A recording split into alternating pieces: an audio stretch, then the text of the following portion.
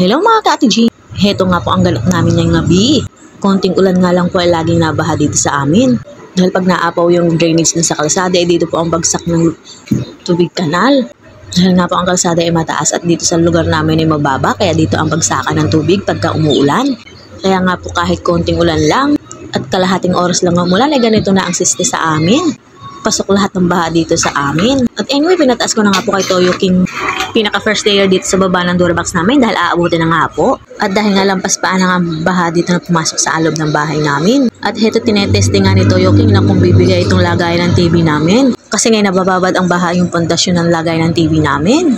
At ito nga palang mga batang makulit na to ay gising pa hanggang ngayon. Anyway, pataas na nga po yung baha kaya yung second layer dito sa baba ng Durabox namin pinatanggal ko na rin kay Toyo King dahil nga aabutin na naman. At itong mga batang makulit na ito ay gising na naman tuwing oras ng baha. Ewan ko nga sa batang makulit na ito bakit lagi nagigising pagka oras ng baha at tuwing bumabaha dito sa bahay namin. Siguro gusto niyang pinapanood yung baha dito, akala niya magsiswimming. Pinahawak ko nga kay Toyo King itong maliit dahil nga magbibideo ako dito sa taas at bibidyohan ko yung bandang kusina namin for the content mga ni. Kapag nakaupo nga dito sa higaan namin hanggang binti na ang baha. At ang sama pa yung napakaitim ng tubig baha, palibhasa nga galing sa drainage. At bago pa nga tumaas yung bahay, pinataas ko na kay Toyo King tong mga washing machine. Pati yung mga nakailagay sa ilalim ng lababo namin para di naman lumangoy-lungoy dito sa baha. At anyway, nung makatila na nga ang ulan ay sinimula na nga ni Toyo King limas-limas ng tubig. At dahil nga may harang dito sa pintuan namin, kaya naman tinitimba-timba niya palabas yung tubig. Ang ginagawa niya nga muna, inaalis niya yung mga kalat, mga dahon-dahon na lumutang sa tubig. Kasi nga ay pantay pa dun sa hollow blocks na harang sa pintuan namin yung tubig baha. Kaya hindi niya muna nililimas yung tubig. Yung mga kalat muna ang tinatanggal niya.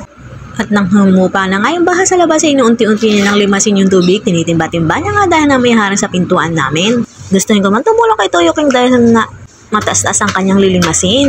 Pero dalawang bata nga, binabandayan ko baka kasi mag-swimming dito sa baha.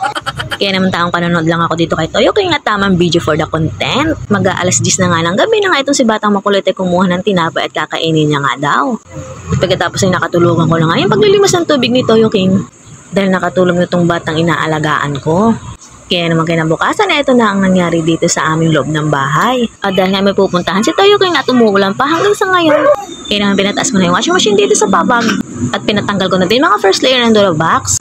At para lang sa ganun ko, konti na lang nililigpitin ko kung sakasakaling bumaha na naman dito sa loob ng bahay namin.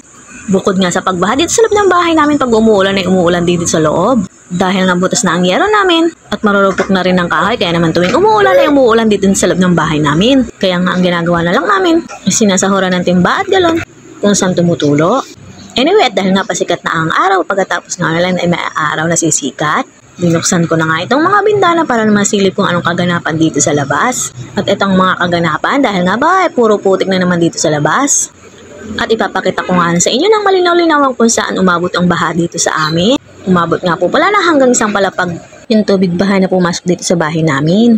At hindi na nga po ito bago sa akin dahil nung nakarang bahaan nga po nakaranas ako na hanggang dibdib na baha. Nung nga po ako natakot at iyak ng iyak.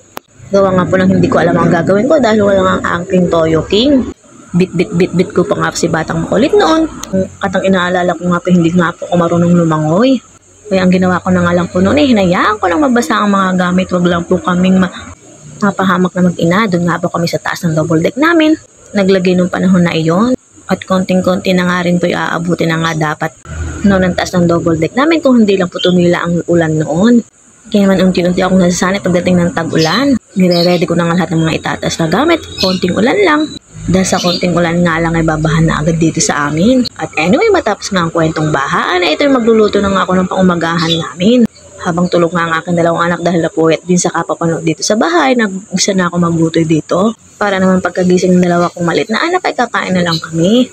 At tumila nga lang nga po yung ulan dyan at nakita ko na rin siya harang araw. Hanggang dito na lang aking kwenta. Maraming salamat sa pananaw at please like, share, and follow.